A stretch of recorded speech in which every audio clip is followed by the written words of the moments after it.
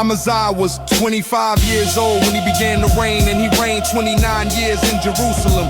His mother's name was Jehoiadan of Jerusalem. He did that which was right in Yahweh's eyes, but not with a perfect heart. Now when the kingdom was established to him, he killed his servants who had killed the king, his father. But he didn't put their children to death, but did as it is written in the law in the book of Moses, as Yahweh commanded, saying, the father shall not die for the children, neither shall the children die for the fathers, but every man shall die for his own sin. Moreover, Amaziah gathered Judah together and ordered them according to their fathers' houses, under captains of thousands and captains of hundreds, all Judah and Benjamin. He counted them from 20 years old and upward, and found 300,000 chosen men, able to go out to war, who could handle spear and shield. He also hired 100,000 mighty men of valor out of Israel for 100 talents of silver. A man of God came to him, saying, O king, don't let the army of Israel go with you, for Yahweh is not with Israel, with all the children of Ephraim. But if you go, do valiantly, be strong for the battle. God will overthrow you before the enemy, for God has power to help and to overthrow. Amaziah said to the man of God, but what shall we do for the 100 talents which I have given to the army of Israel? The man of God answered, Yahweh is able to give you much more than this. Then Amaziah separated them, the army that had come to him out of Ephraim, to go home again. Therefore their anger burned greatly against Judah, and they returned home in fierce anger. Amaziah took courage and led his people and went to the valley of Salt, and struck 10,000 of the children of Seir. The children of Judah carried away 10,000 alive and brought them to the top of the rock, and threw them down from the top of the rock, so that they were all broken in pieces. But the men of the army whom Amaziah sent back, that they should not go with them to battle, fell on the cities of Judah, from Samaria even to Beth-horon, and struck 3,000 of them and took much plunder.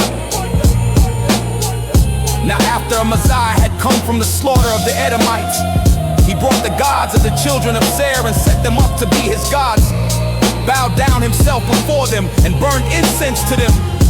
Therefore Yahweh's anger burned against Amaziah, and he sent to him a prophet who said to him, why have you sought after the gods of the people which have not delivered their own people out of your hand?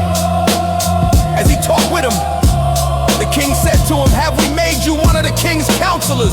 Stop! Why should you be struck down? Then the prophet stopped and said, I know that God has determined to destroy you, because you have done this and have not listened to my counsel. Then Amaziah, king of Judah, consulted his advisors and sent to Joash, the son of Jehoahaz, the son of Jehu, king of Israel, saying, come, let's look one another in the face. Joash, king of Israel, sent to Amaziah, king of Judah, saying, the thistle that was in Lebanon sent to the cedar that was in Lebanon, saying, give your daughter to my son as wife. Then a wild animal that was in Lebanon passed by and trampled down the thistle. You say to yourself that you have struck Edom, and your heart lifts you up to boast. Now stay at home. Why should you meddle to your harm, that you should fall, even you, and Judah with you? But Amaziah would not listen, for it was of God, that he might deliver them into the hand of their enemies, because they had sought after the gods of Edom. So Joash, king of Israel, went up, and he and Amaziah, king of Judah, looked one another in the face at Beth-shemesh, which belongs to Judah. Judah was defeated by Israel, and they fled every man to his tent. Joash, king of Israel, took Amaziah, king of Judah, the son of Joash, the son of Jehoahaz, at Beth-shemesh, and brought him to Jerusalem, and broke down the wall of Jerusalem from the gate of Ephraim to the corner gate, 400 cubits.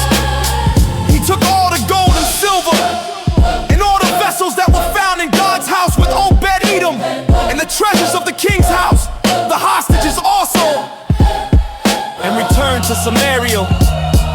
Amaziah, the son of Joash, king of Judah, lived after the death of Joash, son of Jehoahaz, king of Israel, 15 years. Now the rest of the acts of Amaziah, first and last, Behold, aren't they written in the book of the kings of Judah and Israel? From the time that Amasa turned away from following Yahweh, they made a conspiracy against him in Jerusalem, and he fled to Lachish. But they sent after him to Lachish and killed him there.